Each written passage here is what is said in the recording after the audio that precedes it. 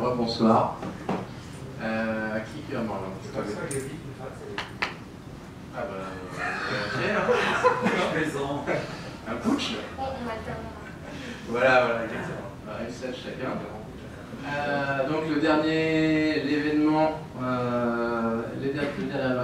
c'était Cartech avec Damien qui est là-bas, voilà, de Cyan Cardil, DRVR et Carsom. Donc super génial comme d'habitude. Ça s'est très bien passé.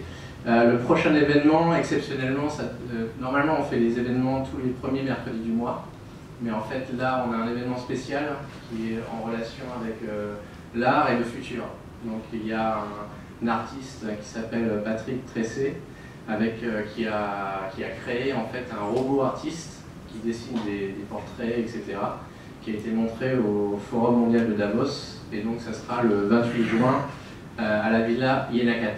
C'est un superbe endroit. L'année dernière en juillet, c'est ça Elodie? Je ne suis plus.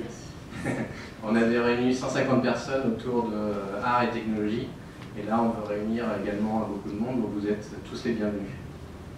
Voilà. Alors, je vous ai parlé le mois dernier de notre partenariat avec l'Université de Toulouse et Assumption. Donc elles ont sélectionné, il y a eu 38 étudiants au total et pas 35, donc le programme a été un succès.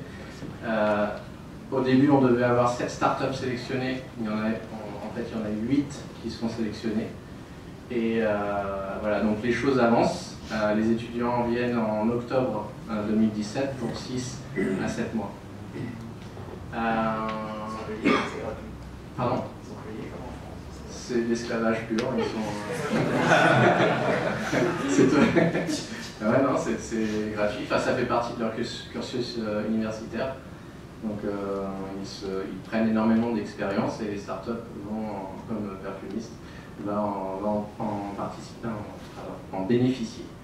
Un avantage collatéral avec l'Université de Toulouse, c'est qu'en fait ils ont une doctorante qui fait des recherches sur tout ce qui est IoT, donc tous les objets connectés.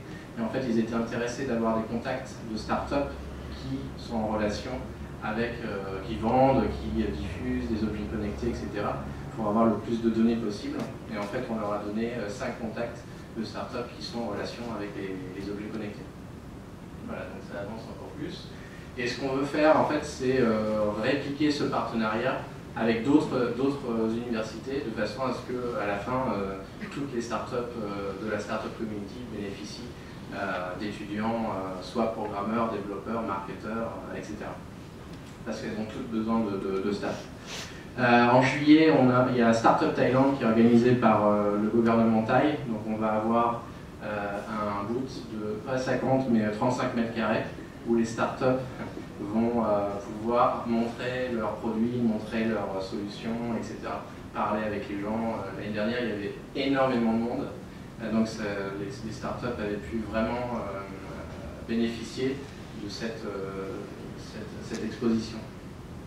Et enfin, en fait, on fait des partnerships, plus de partnerships avec des coworking space à Bangkok. Donc on a des workshops en coworking space, et en fait on a, donc ça c'est à Silom, Saladin.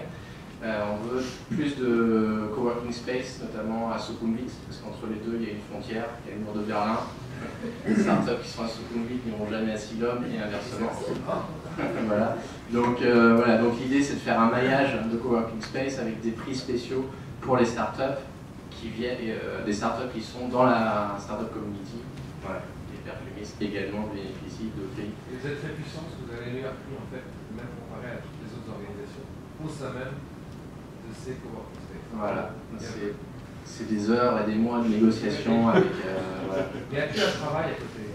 Non, je travaille pour rien, pour la French. Voilà. Car elle a 0 budget pour l'instant. Voilà, donc le prochain, donc Workloft, le prochain c'est Mint, donc c'est à Tonglo, c'est un nouveau coworking space. Launchpad est intéressé également, et en fait on va pas tous les aligner parce qu'on les aura pas tous, mais on va en faire vraiment énormément. Voilà.